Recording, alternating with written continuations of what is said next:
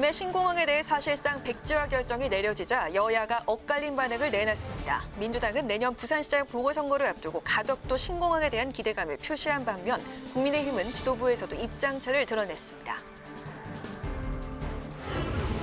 민주당 이낙연 대표가 부동산 대책과 관련해 가구 분리가 늘어나는데 충분한 대비가 없었다는 게 정부와 서울시의 크나큰 패착이라며 사과했습니다. 윤석열 검찰총장을 향해서는 정치적 중립 생각이 없다면 거취를 선택해야 한다고 말했습니다. 공소장 후보 추천 3차 회의를 하루 앞두고 여야 신경전이 격화하고 있습니다. 민주당은 내일 결론이 나지 않을 경우 공수처법을 개정하겠다고 압박한 반면 국민의힘은 공수처장과 청와대 특별감찰관을 함께 발표하자고 제안했습니다. 뉴스앤 파워 인터뷰. 오늘은 국민의힘 4.7 재보궐선거 경선준비위원장을 맡고 있는 김상훈 의원과 함께 경선 준비 상황과 계획 그리고 부동산 정책 등 국토의 현안에 대한 입장을 들어봅니다.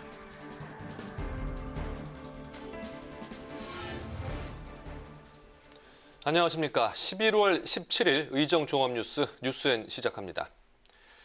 국무총리실 산하의 김해 신공항 검증위원회가 김해 신공항 확장 사업에 대해 근본적인 검토가 필요하다며 부적격 판단을 내렸습니다.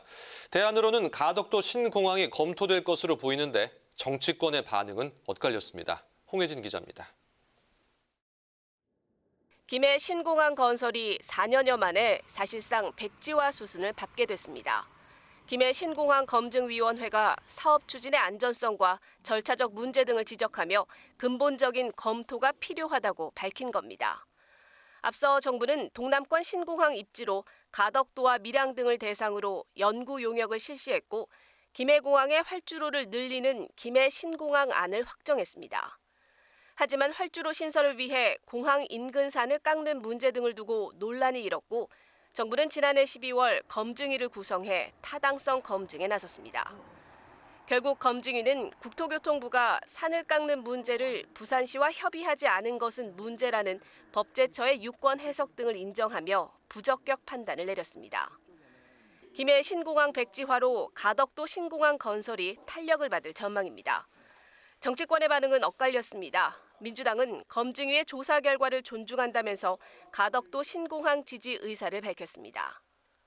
민주당은 이번 검증 결과를 있는 그대로 수용하며 향후 진정한 동남권 관문공항 추진에 새로운 전기를 마련하겠습니다.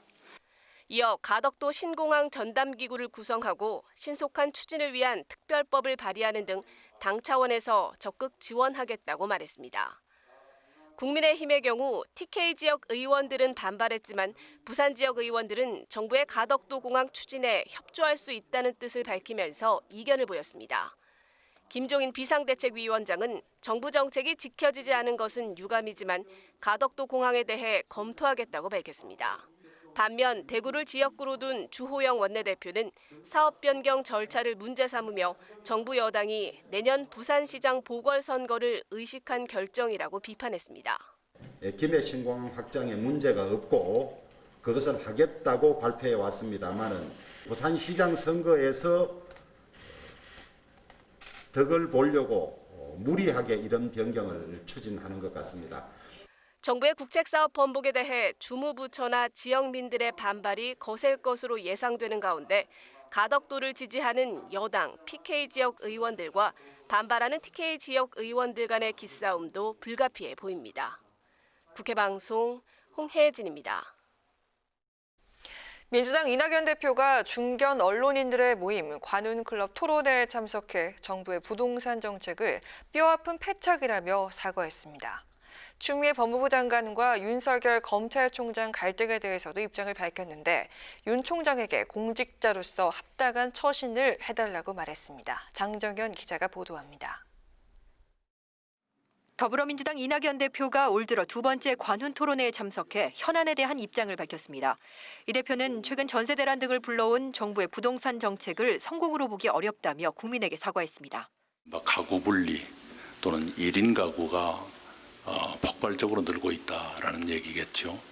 그것에 대해서 충분한 대비가 없었다 하는 것이 정부나 서울시의 크나큰 패착이었다라고 생각을 합니다. 또 정부 차원의 전월세 대책이 조만간 발표될 것이라며 기다려달라고 당부했습니다. 오피스텔 또는 상가 건물을 주택화해서 전월세로 내놓는다거나 오늘 내일 사이에 발표될 테니까요. 좀 기다려 주시면 좋겠습니다. 당헌까지 개정하며 내년 서울 부산시장 보궐선거에 후보를 내기로 결정한 데 대해서도 거듭 사과했습니다. 서울과 부산의 미래 비전을 제시하겠습니다. 그리고 그 비전을 구현할 방책까지를 시민들께 내놓으면서 선택을 받도록 하겠습니다. 추미애 법무부 장관과 윤석열 검찰총장의 갈등에 대해서도 입을 뗐습니다. 두 사람의 갈등은 검찰개혁 과정에서 빚어진 일이라며 추 장관은 스타일의 문제지만 윤 총장은 처신의 문제라고 지적했습니다. 총장님은 공직자로서 합당한 처신을 하고 계시는가. 추 장관의 경우는 비교적 스타일 쪽에 아쉽다 하는 말씀을 듣는 것 아닌가 생각을 합니다. 특히 윤 총장을 향해 정치적 중립성 시비나 검찰권 남용 논란을 불식시킬 생각이 없다면 거취를 선택해야 할 것이라고 말했습니다. 이 대표는 이어서 추 장관이 검토를 지시해 논란이 되고 있는 피의자 휴대전화 비밀번호 강제 공개법에 대해서는 방어권과 진술 거부권을 훼손한다는 비판에 일리가 있는 만큼 신중할 필요가 있다는 입장을 밝혔습니다. 국회 방송 장정현입니다. 내일 공수처장 후보 2인 압축을 위한 회의를 앞두고 여야가 신경전을 이어갔습니다. 더불어민주당은 내일까지도 후보 선정이 되지 않으면 야당의 비토권을 없애는 공수처법 개정안 처리 절차에 착수하겠다고 압박했고요. 국민의힘은 일정에 쫓겨 졸속으로 후보를 선정할 수 없다고 주장했습니다. 박지영 기자가 보도합니다. 내일 공수처장 후보 추천위원회는 최종 후보 2인 압축을 위한 논의에 다시 나섭니다. 당초 지난 13일 열린 2차 회의에서 초대 공수처장 후보 2명을 추릴 예정이었지만 추천위원 간 이견으로 결론을 내지 못했습니다. 이번 달 공수처 출범을 목표로 한 더불어민주당은 국민의힘이 고의적으로 후보 선정을 지연했다는 의혹을 제기했습니다. 그러면서 내일 회의에서도 후보 선정이 안 되면 25일 예정된 법사위 소위에서 공수처법 개정안 처리 절차에 착수하겠다며 국민의힘을 압박했습니다. 공수처장 후보 추천 동의에 필요한 추천위원 명수를 6명에서 5명으로 낮춰 2명의 야당 추천위원을 빼고도 후보를 추천할 수 있도록 법을 바꾸겠다는 겁니다. 지금 법사위원회에 공수처법 개정안이 가 있습니다. 소위를 통과했던가요? 그런 절차를 밟아가는 것은 있을 수 있다고 생각합니다. 국민의힘은 민주당이 충분한 검증 없이 공수처장 후보 선정을 밀어붙이고 있다고 비판했습니다. 제대로 된 검증 자료도 내지 않았는데 일정에 쫓겨 졸속으로 심사할 수 없다고 거듭 강조했습니다. 또 공수처장 후보 발표와 함께 4년째 공석인 대통령 특별감찰관도 발표하자고 제안했습니다. 얼렁뚱땅 결정하자는 것은 말이 되지 않습니다. 충분한 검증을 거쳐서 제대로 된 사람이 추천돼야 할 것이고. 공수처장 후보 선정이 진통을 겪고 있는 가운데 내일 회의에서는 정치적 중립 논란에서 비교적 자유로운 법원 행정처장과 대한변호사협회장이 추천한 후보 4명을 두고 심사할 가능성도 제기되고 있습니다. 국회 방송 박지영입니다. 정부가 특수고용직 종사자를 포함하는 고용보험법 개정에 나서면서 국회에서도 관련 논의가 활발합니다. 환경노동위원회에서는 오늘 관련 공청회를 열었는데 여야가 특수고용직 보호에는 공감대를 이뤘지만 고용보험 적용 문제를 놓고 이견을 드러냈습니다. 보도에 강민지 기자입니다. 정부가 약속한 특고 종사자의 보호 대책에 대한 논의를 위해 국회에서 공청회가 열렸는데 고용보험 당연 가입을 두고 여야가 이견을 보였습니다. 국민의힘 측은 특고 종사자가 고용보험에 가입하게 되면 적자로 운영되고 있는 고용보험기금의 재정 안정성에 더욱 부담이 될 거라고 지적했습니다. 그러면서 고용보험료 인상 문제가 불거질 수도 있다며 임금 근로자와 계정을 분리하는 시범 적용 기간이 필요하다고 주장했습니다. 기존의 임금 근로자와 의무적으로 이렇게 통합을 하게 된다면 자연스럽게 임금 근로자와 있던 형평성 문제는 굉장히 이제 심각한 문제를 발생할 거고 임금 근로자로부터 있던 반발이 엄청날 거다. 민주당 측 위원들은 코로나19 확산으로 노동시장의 이중 구조가 더 악화되면서 추가적인 고용 위기가 올 거라며 전 국민 가입을 통해 선제적으로 대비해야 한다고 강조했습니다. 점점 이런 노동시장의 불확실성이 고소득 정규직 이 임금 노동자가 아니라 점점 더 취약한 노동자 위주로 이 노동시장의 불확실성이 다 몰빵되고 그 개인들이 이거를 감당하는 이제 이런 현상들이 점점점 심화되는 게 사실 가장 큰 걱정이거든요. 산재보험 가입 여부를 놓고도 의견이 엇갈렸습니다. 국민의힘 측은 정부가 추진하는 의무 가입은 사업주들의 반발로 고용에 악영향을 끼칠 수 있다고 우려했습니다. 반면 민주당 측은 임의 가입이 허용된다면 비용 절감을 추구하는 기업에 의해 현재처럼 산재 적용에 차별을 받는 사각지대가 지속될 수밖에 없다고 말했습니다. 이와 함께 산재보험 가입 조건인 전속성 기준을 폐지해 특고 종사자 가입의 걸림돌을 제거해야 한다고 강조했습니다. 한편 민주노총은 공청회에 정책 당사자인 특고 종사자가 배제됐다며 반발했고 한국경영자총협회는 전국민 고용법안을 포함한 기업경영 부담법안 10개를 뽑아 반대 의견서를 국회에 제출했습니다. 국회방송 강민지입니다.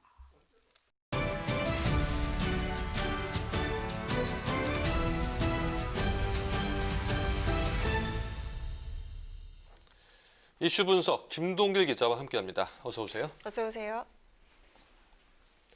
네, 중대재해기업처벌법, 줄여서 중대재해법이라고 부르죠. 이 정의당에 이어서 민주당도 이 법을 발의하고요. 국민의힘도 협력하겠다는 뜻을 밝히면서 이 논의가 본격화될 것으로 보이는데요. 네. 일단 현재까지 진행 상황 어떻습니까? 네, 중대재해기업처벌법 법안명에서 알 수 있듯이요. 이제 중대재해를 일으킨 기업에게 처벌을 강화하자는 건데요. 새롭게 제정되는 법입니다. 현재 산업안전보건법이 있기는 한데 사고를 일으켜도 현장 관리자에게만 책임을 묻기 때문에 그동안 처벌을 강화해야 한다는 목소리는 꾸준히 이어져 왔습니다. 네. 실제로 구의역 스크린도어 사망사고나 석탄 화력발전소 김용균 사망사고, 또 이천 물류센터 화재 참사 등에서 볼 수 있듯이요. 노동자 사고는 끊이지 않고 있습니다. 그때마다 대책은 내놓고 이제 처방도 하긴 하는데 주로 이제 땜질 처방인 경우가 많았죠. 그래서 이제 정의당이 21대 국회 시작과 함께 불을 지폈는데요. 네. 정의당은 대부분 대형 이 재해 사건이, 그러니까 사망 사건이 일어나는 경우가 특정한 노동자 개인의 위법 행위의 결과가 아니라 안전을 위협하는 작업 환경이나 기업 내 또 위험 관리 시스템의 부재, 또 안전을 비용으로 취급하는 이윤 중심의 조직 문화가 이제 복합적으로 작용한 결과라고 주장을 하면서요. 중대재해 법안을 21대 국회 당론 1호 법안으로 발의를 했습니다. 네. 그리고 이제 중대재해법 제정을 촉구하면서 현재 국회 내에서 릴레이 1인 시위를 벌이고 있는데요. 지난 9월 7일부터 시작했으니까 벌써 이제 70일이 넘었습니다. 네, 민주당이 최근에 중대재해법을 발의하면서 정치권 논의도 속도를 낼 것으로 보이죠. 네, 사실 이 법안은 지난 19대, 20대 때도 발의가 됐고 논의가 됐지만 여야가 합의를 이루지 못하면서 관련 법안들이 줄줄이 폐기가 됐었습니다. 이번에 정의당이 이 법을 발의를 하긴 했지만 이 사실상 다수당인 여당의 지원이 있어야 하거든요. 그런데 여당에서는 21대 국회에서 이 법안에 대해 그렇게 이제 적극적이지는 않았습니다. 다양한 이유가 있겠지만 코로나19 상황 속에서 경제가 이제 어렵잖아요. 산업계, 경영계에 부담을 줄 수 있다는 우려가 있었던 게 아닌가 싶은데요. 그런데 이 상황에서 그동안 기업 부담을 이유로 법안을 반대했던 국민의힘 입장을 바꿉니다. 네. 사실 이제 국민의힘은 이제 반대 입장이 있었거든요. 지난 10일 중대재해 방지 및 예방을 위한 정책 간담회도 열었는데요. 이 자리에 또 정의당 강은미 원내대표가 참석을 합니다. 노동 이제 시민 단체도 참석을 했는데요. 이 자리에서 김종인 비상대책위원장과 주호영 원내대표가 이 모두 중대재해법 제정에 초당적으로 협력해야 한다고 강조를 했습니다. 사실 민주당이 정의당과 정책 노선이 좀 같고요. 국민의힘이 좀 다른데 국민의힘이 정의당 법안 통과에 힘을 실어준다고 하니까 어떻게 보면 민주당이 좀 급해진 경우입니다. 바로 이틀 뒤죠. 박주민 의원이 중대재해처벌법안을 이제 바로 발의를 했고요. 또 오늘은 장철민 의원이 산업재해 방지 대책으로 산업안전보건법 개정안을 발의했습니다. 네. 그런데요, 이 민주당은 당론 채택을 못하지 않았습니까? 이 중대재해법하고 과징금을 강화하는 산업안전보건법 개정을 지금 함께 추진하기로 했다고요? 네, 논란은 많았죠. 이 중대재해법을 당론으로 채택을 하느냐, 하지 않느냐에 대한 논란이 있었습니다. 결국 당론 채택은 되지 않았고요. 그렇게 보면 이제 당 내에서도 사실상 이견이 있다고 보는 게 맞습니다. 그래서 이제 민주당은 중대재해법과 산업안전보건법 개정안을 각 상임위에서 논의하기로 결정을 했습니다. 오늘 이낙연 대표 관훈 토론회에서도 이 중대재해기업처벌법이 저촉이 되거나 중복될 수 있는 다른 법들이 있는데, 예를 들면 이제 산업안전보건법 같은 것도 그 중에 하나죠. 그렇기 때문에 중대재해법이 다른 법들과 상충 여부라든가 또 법체계 적합성을 따지는 건 당연하다고 이제 밝혔는데요. 상임위에서 법사위나 환노위에서 결정이 되면 받아들이겠다, 그 내용을 받아들이겠다고 이제 밝히기도 했습니다. 이제 좀 각 법안을 좀 살펴볼 필요가 있을 것 같은데요. 먼저 이제 정의당의 중대재해 법안부터 보면요. 중대재해가 발생한 기업 사업주와 관련한 공무원에게 3년 이상 징역 등 형사처벌, 또 손해액의 3배에서 10배에 해당하는 징벌적 손해배상제를 도입하는 내용입니다. 민주당의 박주민 의원안은요, 정의당안과 비슷한데 사업주에게 2년 이상 징역 또는 5억 원 이상의 벌금형에 처하도록 해서 처벌 수위가 정의당 안보다는 조금 낮기는 하지만 징벌적 손해배상제를 지우겠다는 점에서는 좀 비슷합니다. 장철민 의원이 오늘 그 산업안전보건법 개정안을 발의를 했는데, 한 번의 사고로 동시에 3명 이상 사망하거나 1년 안에 3명 이상의 사망사고가 발생한 기업의 과징금을 최대 이제 100억 원까지 부과하도록 한 조항이 이제 대표적입니다. 형사처벌은 좀 빠져 있고요. 노동자 보호를 위한 작업 환경 개선은 중요합니다. 그리고 기업들이 좀 반드시 해야 하는 부분도 맞고요. 이 법이 처벌에 방점을 둘 것이냐 아니면 이제 예방에 방점을 둘 것이냐로도 볼 수 있을 것 같은데요. 여야 모두 입법의 필요성에는 모두 공감을 하고 있기 때문에 법안 논의가 조금 더 속도를 내지 않을까 하는 그런 생각을 좀 갖고 있습니다. 네, 공감대는 형성되어 있는데 세부 내용은 어떻게 될지 지켜봐야겠습니다. 이슈 분석 김동일 기자 수고했습니다. 수고했습니다. 미국 조 바이든 당선인이 공약으로 내건 경제, 환경 정책 등에 대한 국제적 관심이 높아지고 있습니다. 국회에서도 바이드노믹스 하에서의 세계 경제가 우리나라에 미칠 영향을 주제로 세미나가 열렸는데 김세정 기자가 다녀왔습니다. 전문가들이 국회에 모여 미국 새 행정부의 경제, 기후, 환경 정책에 따른 향후 세계 경제와 무역 질서에 대해 토론을 펼쳤습니다. 먼저 정철 대외경제정책연구원은 세계 경제 성장의 주요 리스크 요인으로 코로나19 재확산과 미중 갈등 장기화를 꼽았습니다. 이로 인해 세계 경제 성장과 국제 무역이 둔화되는 뉴노멀 현상이 진행되고 있다고 평가했습니다. 지금 탈세계화가 진행이 되고 있고요. 2008년 글로벌 금융위기 이후에 우리가 뭐라고 그랬냐면 뉴노멀이다. 또 지정학적 갈등이나 미중 패권 경쟁과 같은 비경제적 요인과 디지털 전환기 같은 4차 산업혁명으로 인해 세계 경제 환경이 변화하고 있다고 밝혔습니다. 다자 무역 체제를 지향하면서도 자국 우선주의 기조를 유지할 것으로 보이는 바이든 행정부에 대응하기 위한 대안도 나왔습니다. 우리는 강대국 일방주의에 대응하고 하려면 좀 통상 강소국가 영대 강화가 필요하지 않겠나. 바이든 정부의 그린 뉴딜 정책에 발맞춰 국내 재생에너지 투자 확대를 위한 규제 완화가 필요하다는 지적도 제기됐습니다. 특히 정부의 지역별 그린 뉴딜 사업이 성과를 내기 위해 통합관리 시스템이 필요하다는 제안도 나왔습니다. 서로 어떤 조율이 잘 안 되는 것 같아요. 그래서 일부 지자체는 핵 융합을 그린 뉴딜이라고 하는 지자체도 있고요. 근데 그렇게 해가지고는 제한된 예산으로 우리가 잘할 수가 없죠. 컨트롤 타워가 필요합니다. 또 지속 가능한 국내 에너지 시장을 위해선 가장 핵심인 가격 경쟁력을 높이는 게 무엇보다 중요하다고 전문가들은 조언했습니다. 국회 방송 김세정입니다. 국회 행정안전위원회 전체 회의에서 여야는 집회 시위에 대한 경찰 대응을 놓고 형평성 논란을 벌였습니다. 야당은 지난달 개천절 집회와 이번 민주노총 집회에 대한 경찰력 차이가 확연하다고 지적했고, 여당은 지난달 개천절 집회보다 완화된 방역 기준에 따라 대응한 것이라고 반박했습니다. 김창룡 경찰청장은 법과 원칙에 따라 일관되고 공정하게 대응해왔다며 앞으로도 동일한 잣대로 철저히 대응하겠다고 밝혔습니다. 국회 운영위원회에서는 내년도 청와대 특수활동비 예산과 관련해 여야가 결론을 내리지 못하면서 예산안을 예결위로 이관해 다시 논의하기로 했습니다. 더불어민주당 우상호 의원은 서울시장 보궐선거 출마 여부에 대해 이번 달 말 입장을 밝히겠다고 말했습니다. 우 의원은 언론사 라디오 인터뷰에서 당내 경선 출마를 전제로 준비 중에 있다며 이같이 말했습니다. 우 의원은 86세대에게 마지막 역할이 점점 다가오는 것 같다며 성과로 평가받겠다고 강조했습니다. 국민의힘 주호영 원내대표는 인사청문회 자질 검증을 비공개로 합의했다는 어제 여야 원내대표 회동 결과에 대해 사실이 아니라고 밝혔습니다. 주 원내대표는 의원총회에서 인사청문회에 부실 자료를 내고 비공개로 후보자를 검증하는 일은 있을 수 없다고 말했습니다. 다만 청와대 검증 자료가 100% 국회에 제출되고 청문회 후보자가 자료 제출을 거부할 수 없도록 전제 조건이 있다면 논의할 수 있다고 덧붙였습니다.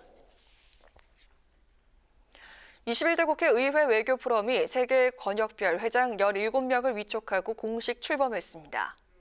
더불어민주당 이낙연 대표는 국민의힘 조경태 의원과 함께 중동 권역 포럼 회장을, 민주당 김태년 원내대표는 남아시아 권역, 국민의힘 주호영 원내대표는 아세안 권역 회장을 맡습니다. 박병석 국회의장은 코로나19, 세계 패권 경쟁 등 불확실한 상황이 기회를 만드는 변곡점이 될 수 있다며 초당적인 의원 외교 활동을 당부했습니다. 의회 외교 포럼은 지난해 5월 문희상 전 의장의 제안으로 의회 차원의 공공 외교를 활성화하고 중요 외교 현안에 신속하게 대응하기 위해 꾸려졌습니다.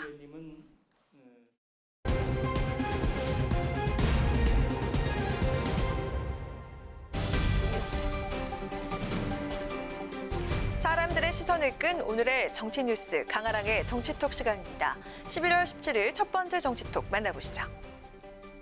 내년 4월 보궐선거를 앞두고 정치권이 일제히 총력 준비에 나선 가운데 특히 야당의 행보가 요즘 눈에 띕니다.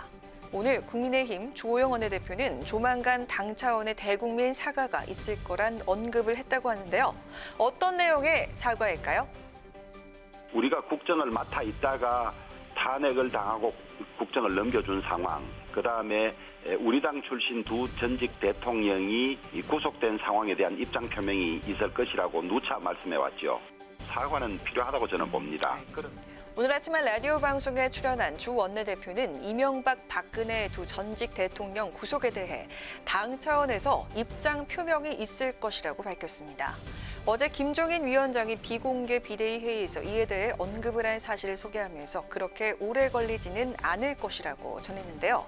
구체적인 시기 등은 더 판단하겠다고 했다면서 김 위원장이 이달 내에 사과할 거라는 일부 보도는 사실이 아니라고 답했습니다. 이어 주 원내대표 역시 집권했다가 놓치면 국민의 질책을 받는 것이니까 그런 차원에서 봐도 사과는 필요하다고 본다며 찬성하는 입장을 드러냈는데요. 다만 상대방의 낙인 찍기에 빌미만 제공하는 것 아니냐고 반대하는 의견도 없진 않다면서 내부적으로 조율돼야 한다고 덧붙였습니다. 두 전직 대통령 구속 관련 대국민 사과 여부는 지난달 30일 이명박 전 대통령의 유죄 확정 판결이 나왔을 때 김종인 위원장이 처음 언급했었는데요. 당 내부의 반대 의견을 조율해서 조만간 대국민 사과가 나올 수 있을까요? 이어서 오늘의 두 번째 정치톡입니다. 방송인 사유리 씨가 정자기증을 통해 아들을 출산했다는 소식, 어제 전해진 직후 각계의 축하가 쏟아지고 있다고 하는데요. 연예계와 일반 국민들뿐 아니라 우리 정치권에서도 응원의 메시가 이어져서 눈길을 끌었습니다. 비혼 상태로 출산해 자발적 비혼무가 된 방송인 사유리 씨에게 여야 정치권에서도 응원의 메시가 쏟아졌습니다.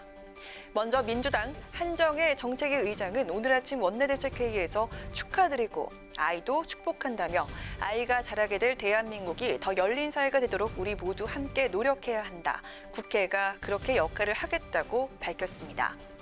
사유리 씨와 방송을 통해 친분을 쌓은 것으로 알려진 국민의힘 배현진 의원도 오늘 SNS를 통해서 축하를 전했습니다. 배 의원은 사유리 씨의 인스타그램에 그 어떤 모습보다 아름답다고 남겼고요. 자신의 인스타그램에도 과거 사유리 씨와 함께 찍은 사진을 올리며 엄마와 아기의 건강을 축복했습니다. 정의당에서는 배복주 부대표가 자신의 SNS에 관련 뉴스를 공유하면서 과연 사유리가 한국 여성이었다면? 이라고 질문을 던졌습니다. 배 부대표는 자신을 위해 최선의 방식을 선택하는 것은 누구에게나 중요하다면서 한국은 결혼하지 않은 상태에서 난임 지원이나 정자 기증을 받는 게 안 되는 나라, 제도 안으로 진입한 여성만 임신, 출산에 대한 합법적 지원이 가능한 나라라고 언급하기도 했습니다. 차유리 씨는 미혼모가 되는 것이 쉬운 결정은 아니었지만 부끄러운 결정도 아니다라고 말했다고 하죠. 쉽지 않은 결정과 용기 있는 고백에 응원을 보내면서 여야 정치인들의 얘기처럼 우리나라도 자발적 비혼모에 더 열린 사회가 될 수 있도록 국회가 역할을 해주길 바랍니다. 지금까지 강아랑의 정치톡이었습니다.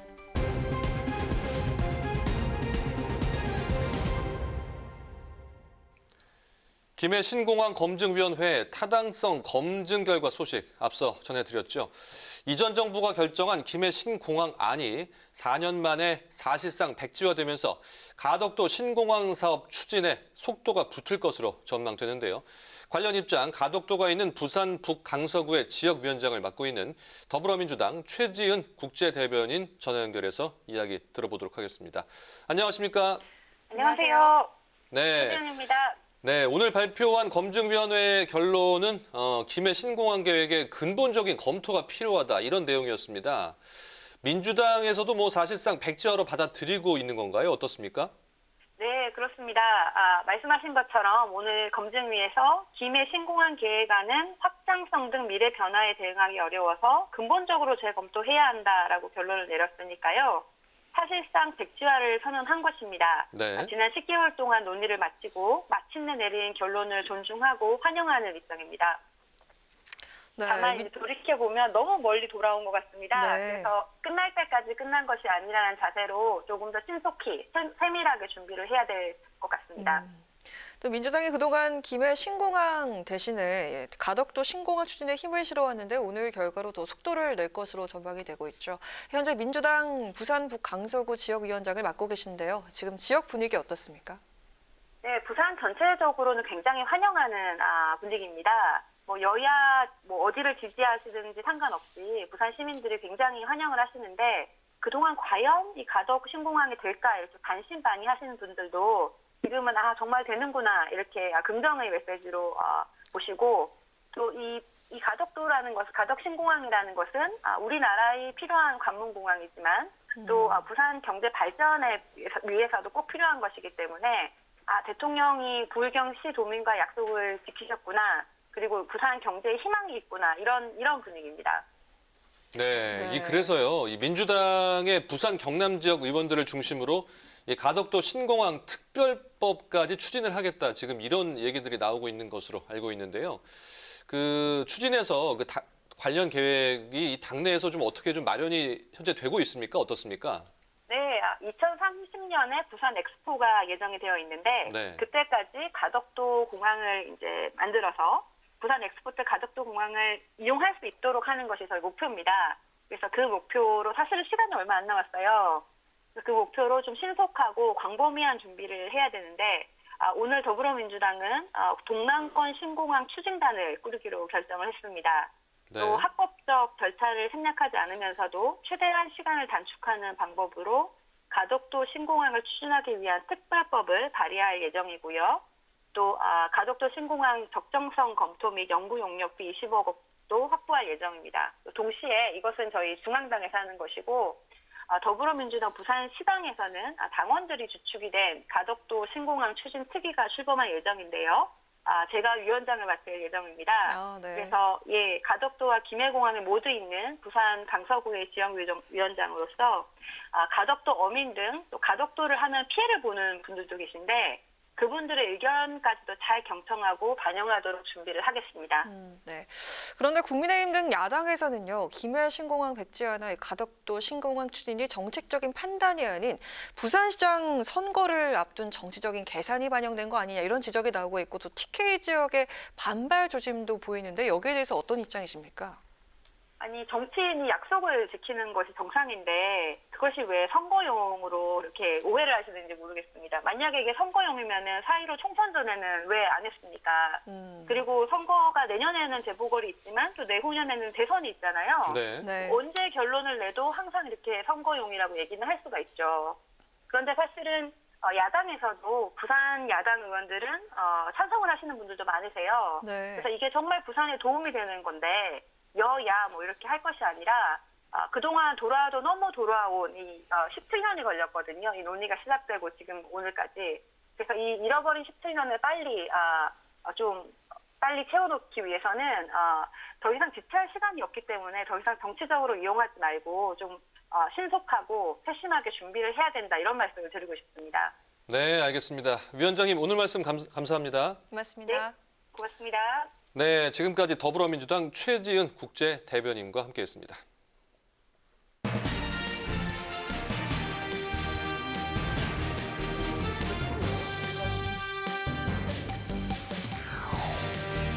시민 후보 찾겠습니다.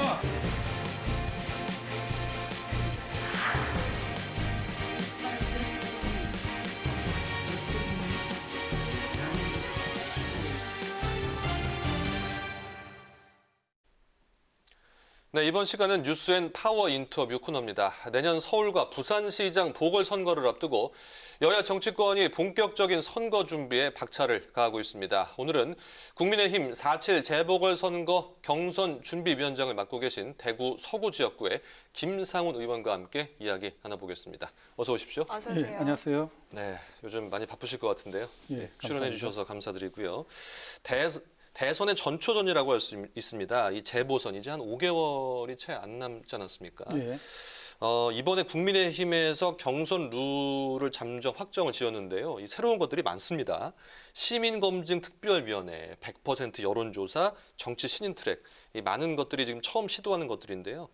이번 경선 룰의 특징과 좀 핵심을 먼저 짚어주시죠. 예, 대한민국 수도 서울, 또 대한민국의 제2의 도시 부산에 보궐선거가 치러집니다. 네. 그래서 국민들께서 입에 올리기 민망하고 납득하시기 어려운 그런 권력형 성추문이라 그럴까 그런 사유에서 공석이 된 자리에 이제 시장을 다시 뽑는 그런 선거가 되겠습니다. 국민의힘은 이번에 시민검증특별위원회를 통해서 앞으로 이런 일이 다시 재현돼서는 안 된다. 네. 그래서 더욱더 정당 차원에서 도덕적으로 법적으로 흠결이 없는 후보를 선별해야 되겠다라는 차원에서 이제 검증을 철저히 하고 공정 가치에 의한 시민 경선이라는 컨셉으로 이제 접근을 하고자 합니다. 정당이 선택하는 후보가 아니고 서울 시민, 부산 시민이 선택하는 시민 경선, 시민 후보를 뽑는 그런 경선으로 발전시켜 나가려고 하고 있습니다. 네, 시민 경선이라고 언급을 하셨는데요. 후보 결정 과정에서 역시 당심보다는 민심을 적극적으로 반영키로 한 걸 두고서 당내 일각에서는 반발의 목소리도 있습니다. 오늘 의총에서도 좀 이 부분에 대한 의견이 나왔다고 들었는데요. 이 배경은 무엇이고 앞으로 조정될 가능성이 있을까요? 예, 저 자신도 우리 지역의 당원분들과 귀한 인연을 계속 맺고 있는 당협의 운영위원장입니다. 그런데 이번 경선은 가능하면 좀 역량 있는 후보들, 또 정당과 오랜 인연을 맺진 않았지만 부산시, 서울 시민들이 필요로 하는 후보라면 그분들에게 대폭적으로 좀 문호를 개방해 줄 필요가 있지 않겠나. 그래서 가능하면 좀 승리권에 접근할 수 있는 후보군들을 폭넓게 발굴한다는 차원에서 우리 시민 경선을 80%, 또 당원을 한 20% 정도 반영하는 건데 그나마 예비 경선 때는 100% 시민들의 뜻을 좀 존중하는 그런 취지로 이제 경선 룰을 세팅을 했습니다. 네. 당원분들께서 조금 불만이 있으라고 봅니다.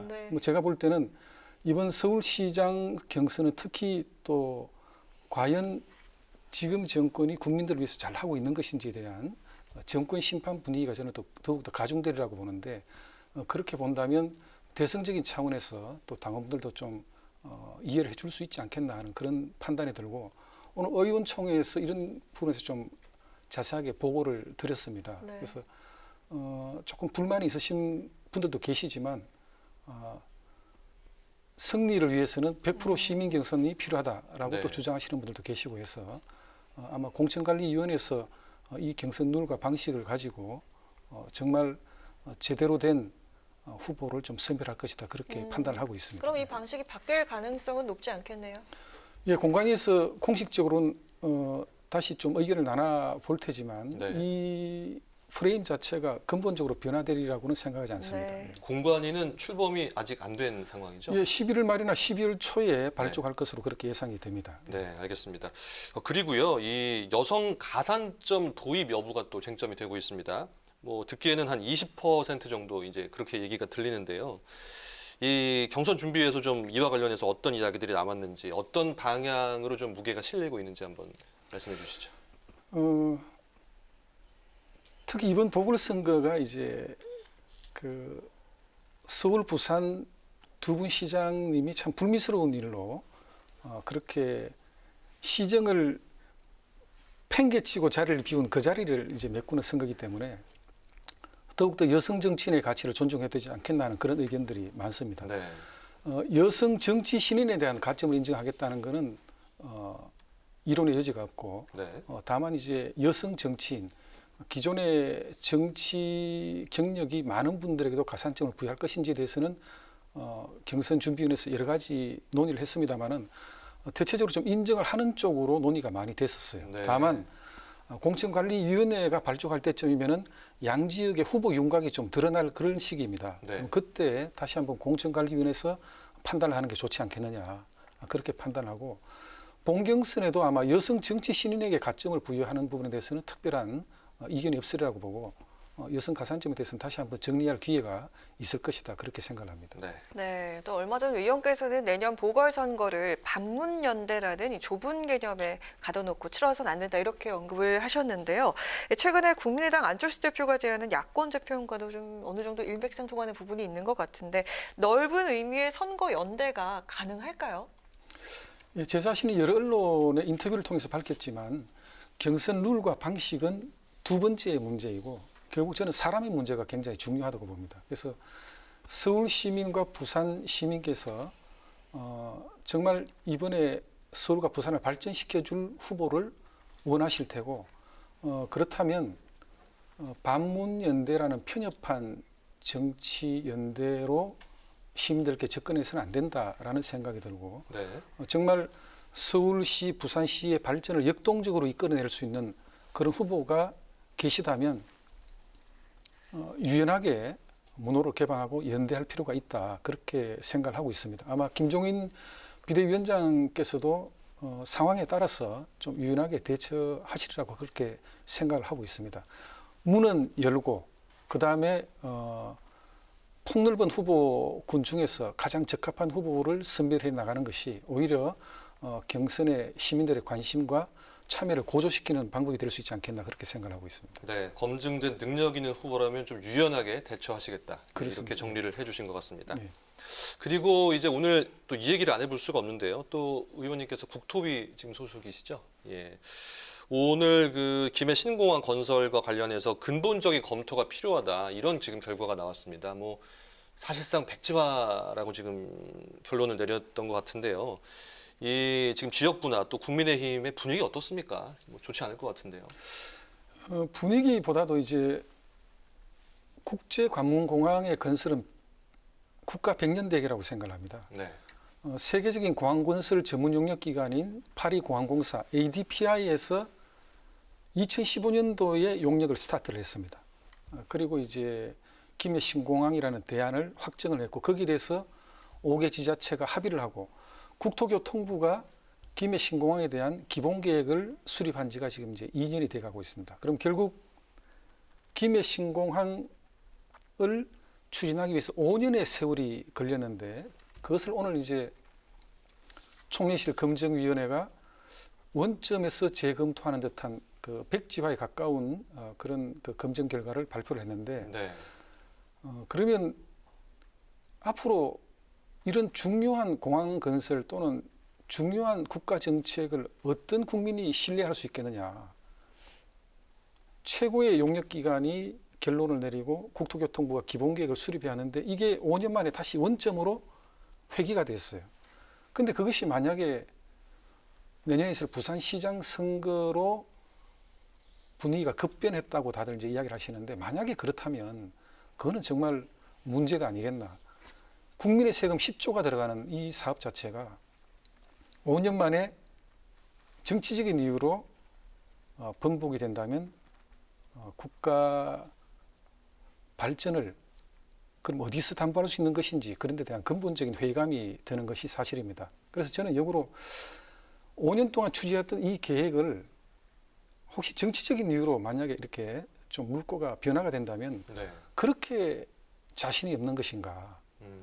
그리고 5년 만에 다시 이 뒤바뀐 결과에 대해서 그럼 국민들께서는 어떻게 납득시킬 것인지 그런 데 대해서 좀 근본적인 물음표를 던져볼 때가 됐다 이렇게 생각을 합니다. 네, 지금 말씀해 주셨듯이 국민들이 어떻게 생각할지 지금 궁금하다고 하셨는데요.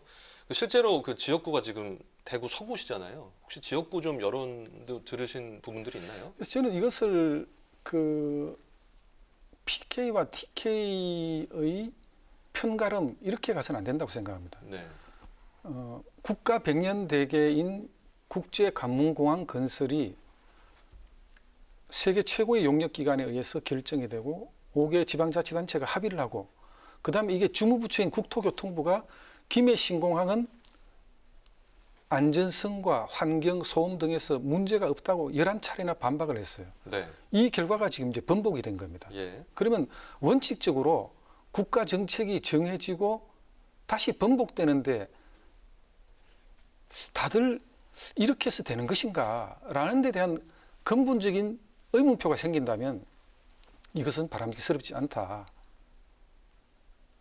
모든 분들이 합리적으로 납득할 수 있는 그런 과정과 절차를 거쳐서 결정이 돼야 된다. 그렇게 생각을 합니다. 네, 선거를 앞두고 이렇게 큰 정책을 좀 바꾸는 것은 조금 의구심이 든다. 뭐 이렇게. 예, 그렇습니다. 뭐 정당 차원에서는 아니라고 부인을 하시겠지만 많은 분들께서 그 내년 부산시장 선거를 염두에 둔 포석이 아닌가 그렇게 생각하고 있습니다. 저는 그렇게 가지 않으리라고 생각하고 또 그런 의도가 없기를 바라고 있습니다.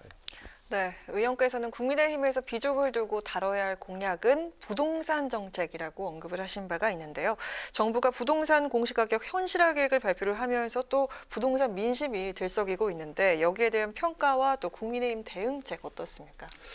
예, 문재인 정부가 들어서서 23번의 부동산 정책이 발표가 됐는데 그 결과는 서울의 부동산 가격이 53%나 급등을 했습니다. 네. 그 급등한 부동산 가격의 공시지가 현실화를 위해서 90%의 시가 산정 90%의 공시지가를 이제 매기겠다고 이야기하는데 단순하게 이야기하면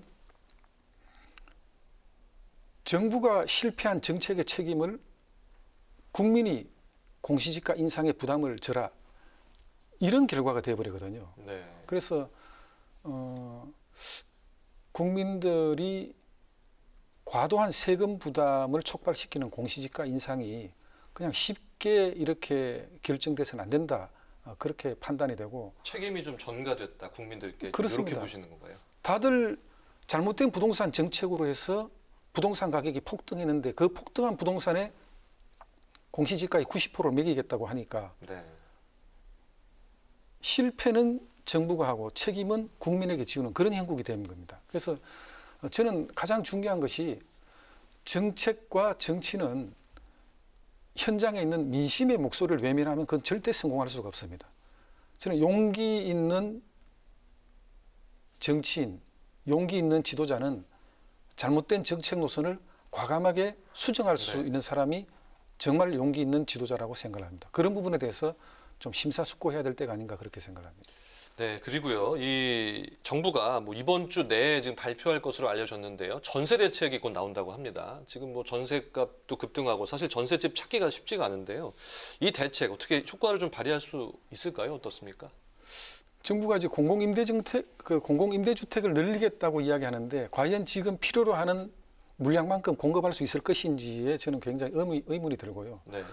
그 공공임대주택을 새롭게 지으려면 앞으로 적어도 한 5년이 걸릴 텐데 그럼 그 사이에 이 전세 대책은 어떻게 마련할 것인지 그리고 공공임대주택이 전세난을 해결하는 중요한 열쇠라고 생각하지 않습니다. 네. 여기에 공공임대주택을 지어놨으니까 당신들 여기 가서 살아라 라고 이야기하기는 저는 어렵다고 봐요. 왜냐하면 요즘 젊은 신혼부부든 어떤 직장인이든 자기 직장과 가깝게 통근 또 애들을 통학시키기 편리한 위치에 살고 싶어 하지 정부가 마련하는 공공임대주택이 여기이기 때문에 당신들은 여기 가서 사세요라고 하는 거는 저는 조금 더 우리가 전세 대책으로서 미흡한 게 아닌가. 직주 근접 말씀해 주신 거죠? 그래서 전세 실수요자에게 전세를 쉽게 구할 수 있는 그런 정책으로 근본적으로 다시 한번 좀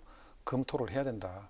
선한 임대 사업자까지 다들 응징하기 위한 그런 임대차 보호 3법의 결과가 결국 지금 전국적으로 전세난을 불러일으킨 겁니다. 그래서 이 부분에 대해서 제가 다시 말씀드리지만 정말 좋은 정책은 또 국민들이 원하는 지도자는 정책은 미스가 있을 수 있습니다. 그렇다면 잘못된 정책은 다시